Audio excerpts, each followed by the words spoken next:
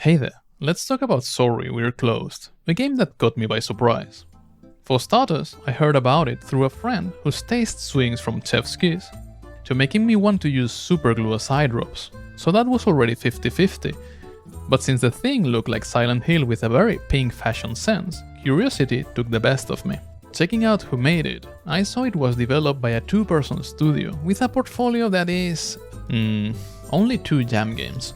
One where you are a mech chatting with turtles and murdering polygons with teeth or whatever your dirty imagination tells you this is. I am Puss in Boots! Another called where you're a neon pink car driving people around, getting paid in love and transforming into a mech called Pegasus, which is clearly a unicorn. So my expectations were that if this game sucked, at least it would be absurd enough to be fun. But not only it doesn't suck, it is one of the most interesting indie survival horror games of this genre's revival. And yeah, it also carries the silly humor of their other titles, but this one is something else. It's so gay that it makes a cross-dressing Freddie Mercury look as straight as punching rocks.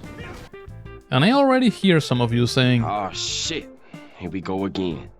Because with today's gaming landscape, this raises more red flags than a communist parade. But no, what this is proof that if you focus on creating great media instead of shitty propaganda, you can get a 99% overwhelmingly positive score, even if you make the queerest game I've ever played. Why did they make it like this? Well, I can tell. I was curious about it too, and I asked, but they didn't answer, so... Alright then, keep your secrets. Though, I'm starting to realize they probably thought I was asking... Why are you gay? You are gay.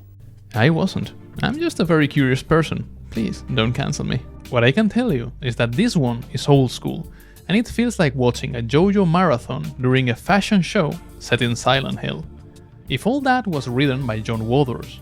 Very gay, yes. Propaganda? Not at all. It's weird, and I like weird. Plus, it's got style.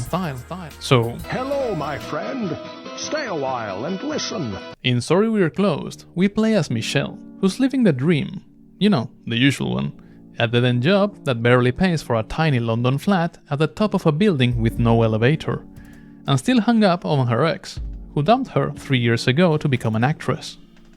But instead of getting therapy like a functioning human being, Michelle's obsession summons a demon called the Duchess. A demon who's trying to reclaim divinity by forcing people to truly love her, by cursing them to an eternity in a room of her hotel that doubles as an S&M dungeon. Kinky. But after meeting the other cursed residents of that hotel, maybe a bit too kinky, so Michelle decides to fight against that, giving us a couple of days before the curse completely takes over and she's tortured for eternity while she sings. To an entity who will always answer, "Not enough, bitch." Or worse, way worse.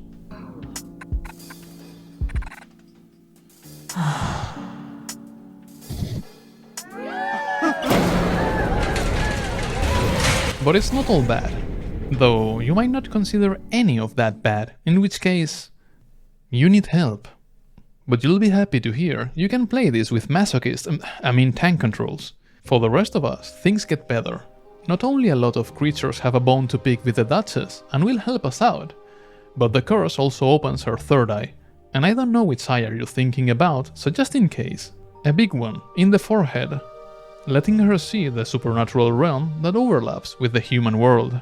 Which brings us the game's most interesting mechanic, the ability to snap our fingers and reveal what's behind the environments and characters around Michelle. You can think about it as being able to peek behind Silent Hill's madness whenever you want, or vice versa. Add that we can also switch to a first-person view, and this means we can explore the game's world from 4 different perspectives, which is not only very cool, but a core part of the gameplay and combat. Plus, being able to see the supernatural also means that now we can give relationship advice to a winged centaur angel who's in a relationship with a chicken made out of space that eats dreams. I mean, why the hell not? Oh, that's why. And let me tell you, what I just said, which sounds completely stupid, is treated deadly serious. The absurd contrasts are a key aspect of this game, and I like that, but I digress. You probably guessed already, this game's theme is love, but not the fluffy rom-com kind, the toxic, narcissistic, soul-crushing kind. The kind that leaves you broken, or that only broken people will accept.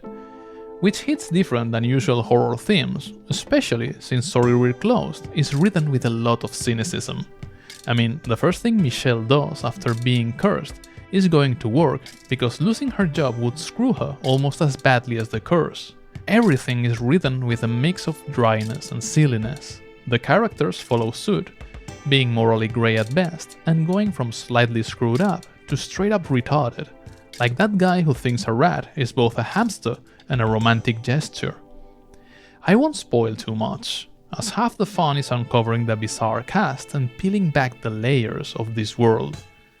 It's one of those games where things start making sense as you unlock the different endings, which you can do in around 10 to 12 hours. So let's talk gameplay, because that's also peculiar. Half the time we'll be roaming a chunk of London that feels broken, half rotten, and only needs more stabbings to make it realistic. That, or navigating the Duchess Hotel. This part works pretty much like the cities of a classic JRPG. You know, a couple quests here and there, and a boatload of dialogue that's only there for world building. But then we switch to survival horror mode, where the fixed camera angles of the classics come back, but even more extreme than usual, as this game is happy not letting us see what's in front of us. Because for combat, they pull the rug, and the clunky aiming you'd expect is changed for a static first-person shooter. And then they pull the rug again, as opening the third eye stuns enemies and reveals weak points, turning combat into something Killer 7-esque. Which will be the mode you want to be in, unless you like running out of ammo. Besides, aiming well replenishes the Heartbreaker, the big gun you'll need to kill big enemies and bosses.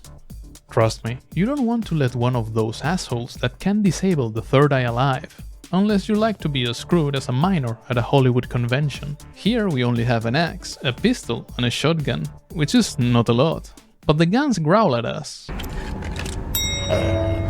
which is a trade-off I'm willing to take. My only gripe with the gameplay is that I can't aim for shit with a controller, and had to jump to keyboard and mouse, or die all the time because this girl dies fast.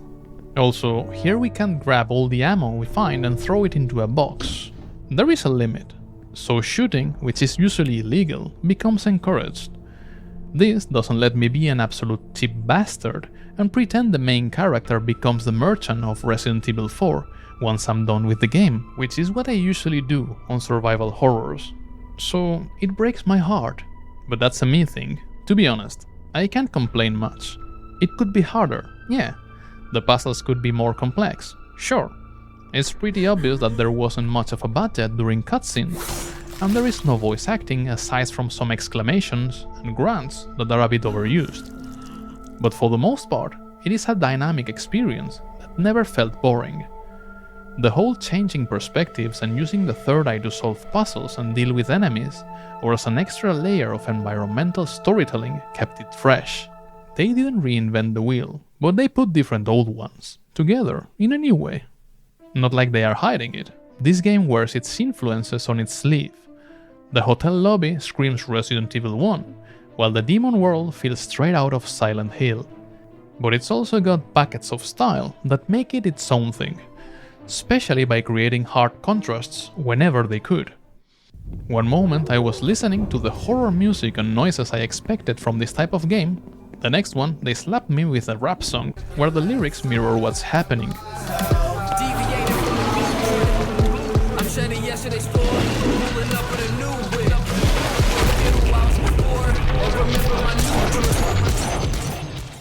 When I got used to the Silent Hill vibe, they dropped me into something that looks like a candy house. The art goes from anime into street art and then it decides to look classical, all in what I like to call PS 1.5 graphics. The story is silly nonsense 1 second, and the next one it goes way darker than I expected. You get the point. The weird part is, it works. Clearly the guys of Alamode had a vision, and they didn't compromise, even at the risk of losing sales at a time where everybody's offended. What can I say? I always respect solid creative vision, and I can't wait to see what they cook up next. So, in honor of my friend, I'm giving this 4 igloo pole dancers out of go and play it, it's good, and there is a free demo, so you have no excuse. Now I'll let the Duchess recommend you a video that you should watch. Feel free to tell me about weird media you'd like to hear about, and as always, have a good one.